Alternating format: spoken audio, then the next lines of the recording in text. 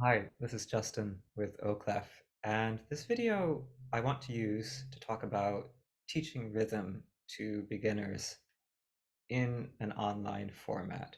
So as piano teachers, all of us know that rhythm is one of the most important skills to develop in a beginner piano student.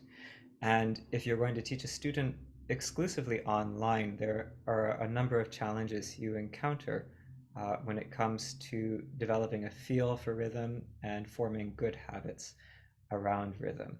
So I wanted to use this video just to talk about the solutions and the workarounds I've developed teaching a studio of around 23 beginners um, at Oclef.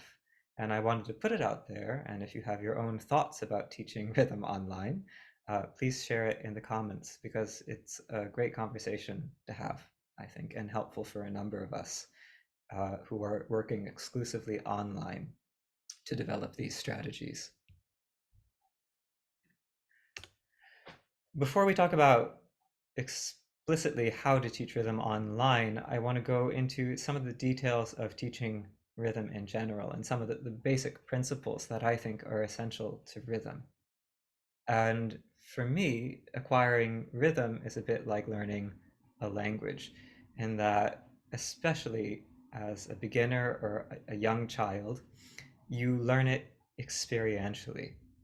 So if we were going to continue this comparison to language, with rhythm, you first hear something, you hear a rhythm, you learn to recognize it orally, you then learn to imitate it or to replicate it on your own. And once you've internalized it that way, you learn how to read it and you learn how to write it.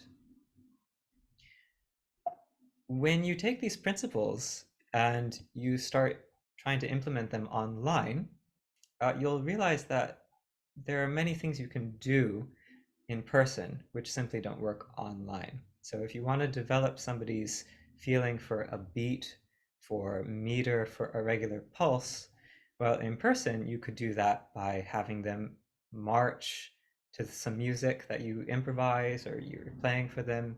You can have them clapping along to you while you're playing, or you can sing songs together while you tap the beat, like a heartbeat on your chest. Another great way of instinctively building up this sense of pulse is by playing duets with your students, because they learn to listen and to follow somebody else's sense of pulse. And while the student's playing, of course, you can sort of jump in and tap the beat while they're playing. Of course, when we're working exclusively online, none of those solutions work because you can't, the audio just doesn't synchronize when you're working in an online call. So before I talk about the ways I've sort of developed to work around the limitations of online communication, I'd also want to step back and talk about some of the basic foundations of how I approach rhythm. Um, the first of these has to do with how you count. There are two ways of counting. One of them is metric, meaning counting with numbers, and the other is using rhythm syllables. So if I were to do a rhythm using metric counting, I would say it like this: 1 and 2, 3. If I were to do it with rhythm syllables, I would say ti, ti, ta, ta. My personal approach for this is to use rhythm syllables with absolute beginners. I find that for really young kids, it's simpler for them to think of the syllables than it is for them to work with numbers. Because if you think about it, when you're learning rhythms, a lot of your concentration, a lot of your focus goes to just duplicating the rhythm in your body and, you know, with the words you're using. And if you're having to do that and at the same time try to figure out how to count the music and to assign a number to each specific note, that's too much multitasking. So I prefer to use the rhythm syllables in the very beginning. And the other foundational ideas I have around rhythm have more to do with long-term development. And I came to these realizations by making many, many mistakes as a teacher, um, and beginning teaching with not enough patience and not enough understanding for how a student develops in the long term. So just to explain that, I want to show you what I'm talking about. What I would usually do is I would give a student a complex piece of music. Let's say it's,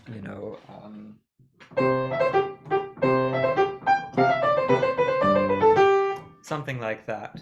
And I would ask them to count it straight away. And then I wouldn't want to move on from that piece of music until the student could really perfectly play and count the rhythm and execute the rhythm, absolutely perfectly. And of course, now I realize that's a big mistake. Why is that a mistake? Um, well, there's a few reasons. One of them is that if you look at this point down here, the student is having to multitask too much. They're trying to master too many different skills at once. They have to think about the coordination, they have to read the notes, they have to deal with oral and tactile memory. And if they're trying to sort out the rhythm while doing that in a complicated piece, it's too difficult.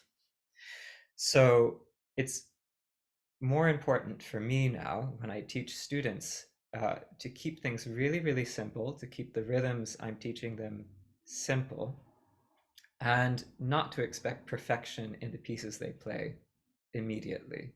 Rather, just to keep up simple habits, simple rhythm practices every single day, and seeing little by little how a student is able to play their repertoire pieces with greater fluency. So now let's talk about the actual rhythm practices I do with my students every single day.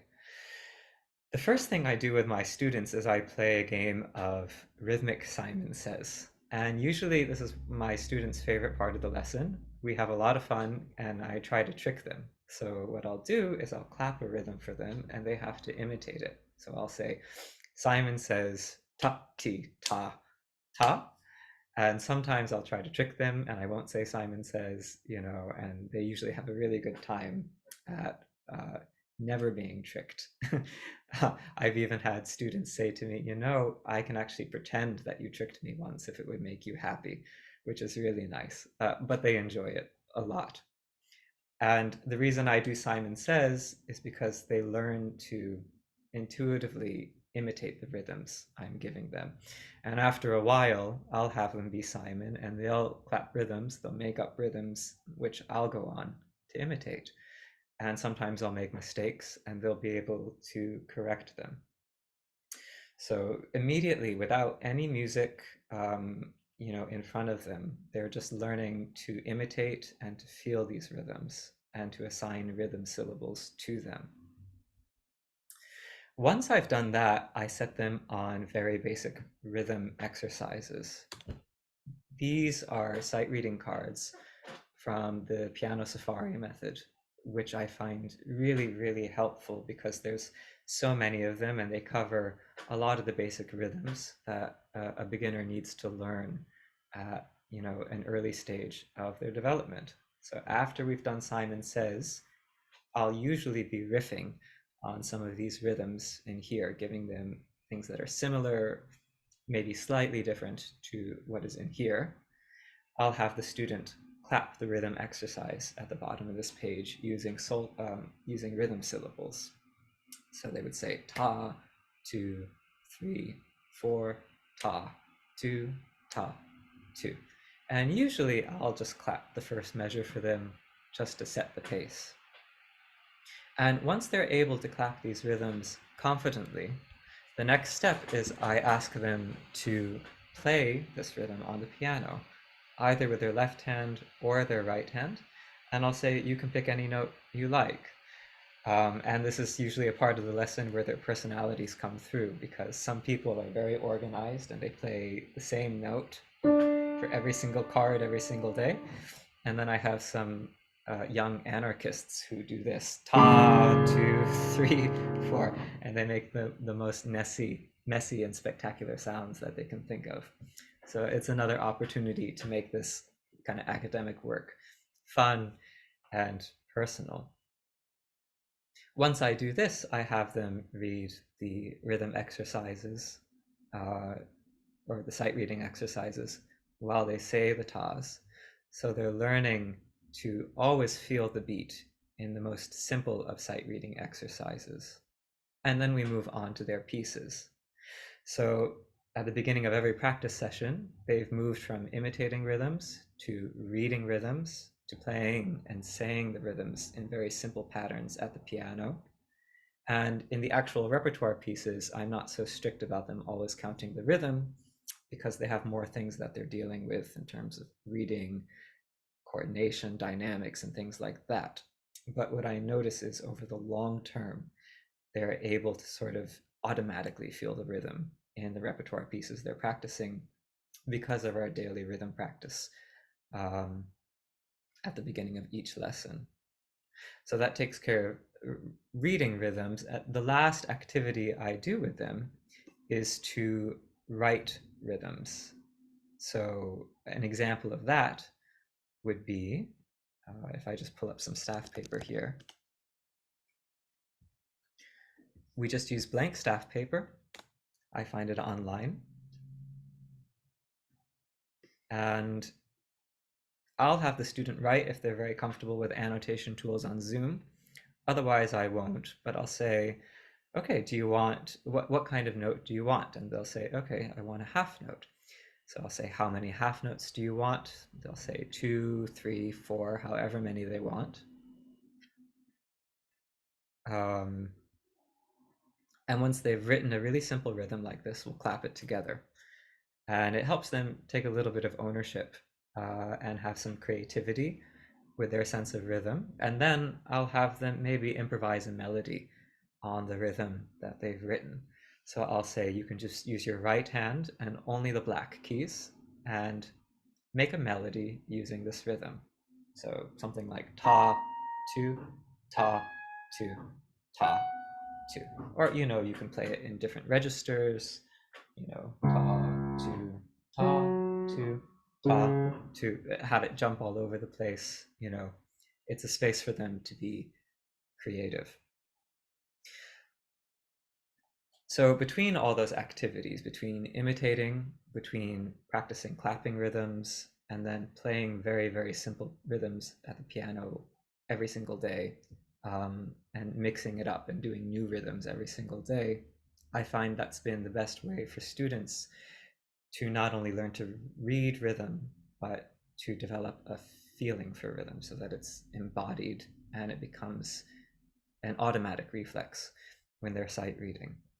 So I hope if you stuck through to the end of the video that you found it useful, especially if you've got an exclusively online studio. And again, this is just me sort of sharing my own journey as a teacher with you. And if you have your own thoughts about rhythm, if you have ideas which you'd like to share, I really encourage you to put it in the comments below. I would love to read through them and see your ideas. Thanks for joining me today, and I'll see you in the next video.